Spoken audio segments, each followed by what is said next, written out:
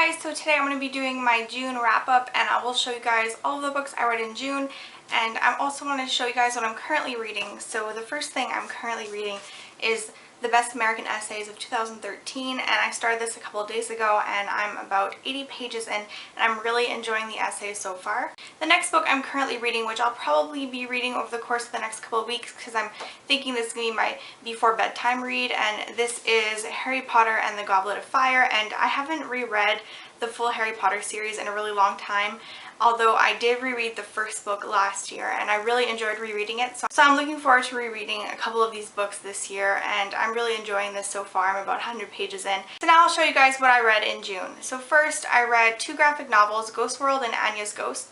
I read those towards the beginning of June, and I will leave links down below to the review I did where I reviewed those two books. Another book I read towards the beginning of the month was Tar Baby, and I already did a review, so I'll leave a link to that down below as well. So one of the first books I read at the beginning of the month was Redefining Realness by Janet Mock. And for anyone who doesn't know, Janet Mock is a trans woman and she's an activist, and she has written this book about her journey and about her life experiences as a trans woman. And it's just a very empowering and beautiful read, and I highly recommend it to everyone. The next book I read is a piece of Quebec literature, and this is Kamouraska by Anne Hébert, and I've been meaning to read this for a while. I've owned it for quite a while, and this is about a woman and her husband is dying, and she is kind of reminiscing about her past and about the time she had someone kill her previous husband. And this is a very dramatic read, and it's a bit confusing because it jumps in the narrative. It goes to the past and to the present, and sometimes you get confused because you're not sure what part in time you are, so it's quite confusing.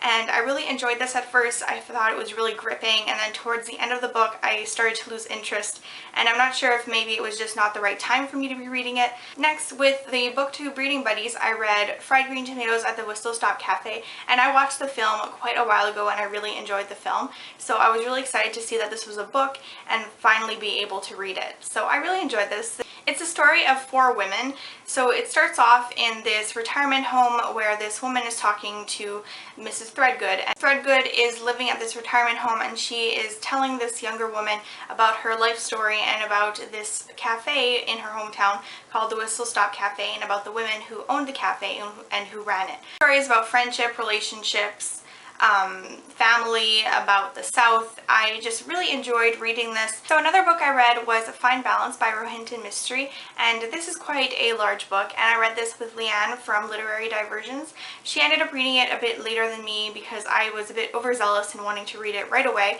Anyway, it's about four characters who you wouldn't think would have interwoven storylines but do, and their lives kind of become linked in interesting ways during the emergency period in India. For anyone who doesn't know, the emergency period was a time period in India from about 1975 to 1977. The Prime Minister at the time, Indira Gandhi, called a state of emergency, and many people of different political backgrounds were arrested, and there were a lot of abuses of power in this time period. So this novel is very much grounded in that time period, and it shows a lot of the abuses that took place, and because of that I thought it was a very heartbreaking and very interesting read.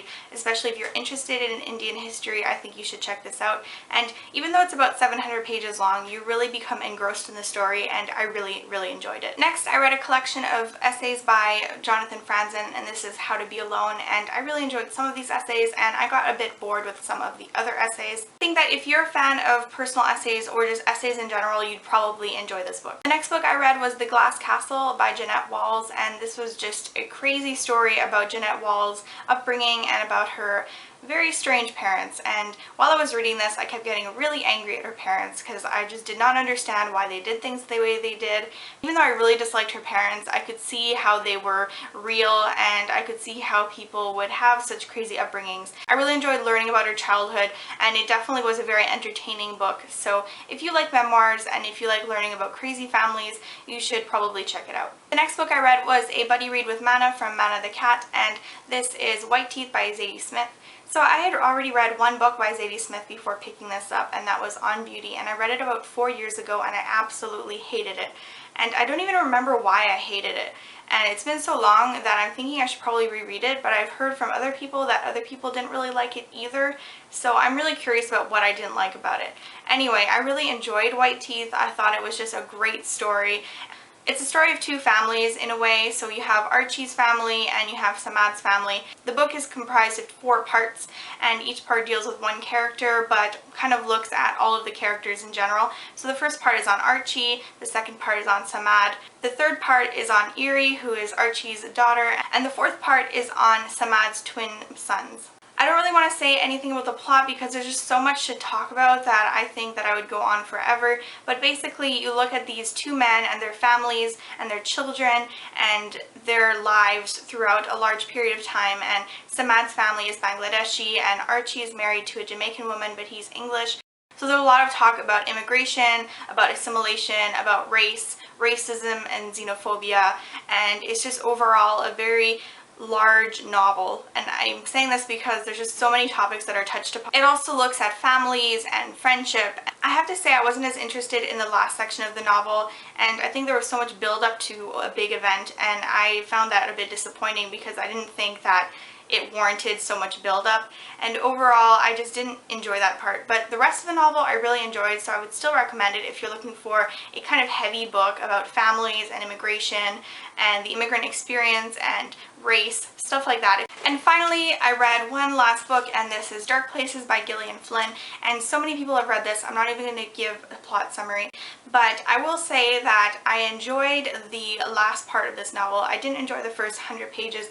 I found myself losing a lot of interest, and it took me, I think, 2 days to read 100 pages, which is kind of strange because this novel is so fast-paced. But the last 200 or so pages really gripped me, and I ended up reading it all within the span of a day, and I really enjoyed that part. So I still have a bit mixed feelings about this. I didn't love it, I didn't hate it, I found it quite okay, and I would still recommend it if you want a fast-paced, thrilling novel. Those are all the books that I read in June. I read quite a bit, and I'm really happy about that. I'm hoping to read just as much in July, and I will leave a link down below to my July TBR in case you haven't seen it. I have 3 books on my TBR this month, and I'll see you guys soon.